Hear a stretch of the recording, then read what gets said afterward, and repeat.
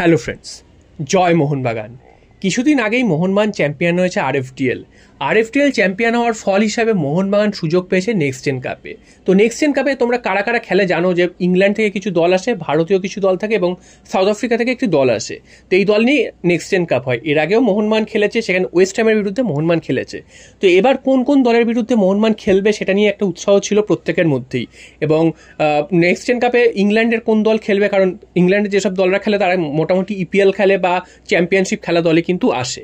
তো তাদের সেই কোন দল আসবে সেটা নিয়ে কিন্তু উৎসাহ ছিল। তো আজকের সেই গ্রুপ বিন্যাসটা জানা গেল, সেখানে জানা যাচ্ছে যে মোহনবাগানের গ্রুপে কারা কারা রয়েছে। তো মোহনবাগানের গ্রুপে রয়েছে এফসি গোয়া, এছাড়াও ইংল্যান্ড থেকে দুটো টিম রয়েছে, অর্থাৎ একটা হচ্ছে ইপসুইচ টাউন এবং আরেকটা হচ্ছে নটিংহাম ফরেস্ট। তো ইপসুইচ টাউন এবং নটিংহাম ফরেস্ট দুজনেই ইপিএল খেলা দল এবং তাদের কিন্তু আন্ডার-19 দল আসছে মোহনবাগানের বিরুদ্ধে খেলতে।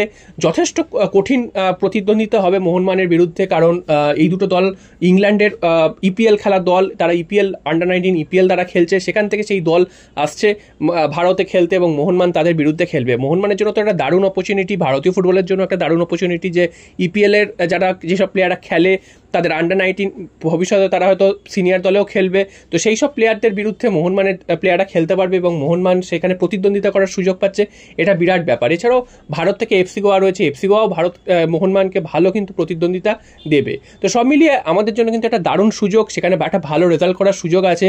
এর আগের বছর আমরা দেখেছিলাম যে ওয়েস্ট হ্যামের বিরুদ্ধে মোহনবাগান ড্র করেছিল, এটাও কিন্তু একটা খুব ভালো ফলাফল মোহনবাগানের জন্য, কারণ ওয়েস্ট হ্যাম যথেষ্ট ভালো দল এবং তাদের আন্ডার-19 দল যথেষ্ট শক্তিশালী। সেই দলের বিরুদ্ধে মোহনবাগান ড্র করেছিল।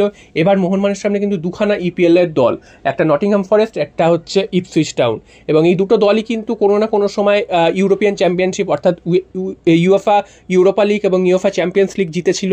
এবং এই দলের যারা জুনিয়র দল রয়েছে আন্ডার-19 তাদের বিরুদ্ধে খেলাটা মোহনবাগানের জন্য যথেষ্টই গুরুত্বপূর্ণ এবং খুব গর্বের। তো দেখা যাক মোহনবাগান নেক্সট জেন কাপে ভালো কিছু ফলাফল করতে পারে কিনা। আমরা আশা করব যে আমাদের দল যেখানেই খেলবে সেখানেই ভালো ফলাফল করবে এবং মোহনবাগানের দল কিন্তু এই মুহূর্তে সব থেকে ভালো ফর্মে রয়েছে। তারা তোমাদের বললাম যে আরএফডিএল জিতেছে, শুধু জিতেছে তাই নয়, মোহনবাগান কিন্তু প্রায় কর্তৃত্ব করেই পুরো টুর্নামেন্টটা জিতেছে এবং আমাদের আশা থাকবে যে এই টুর্নামেন্ট অর্থাৎ নেক্সট জেন কাপেও মোহনবাগান দুর্দান্ত একটা পারফরমেন্স দেবে।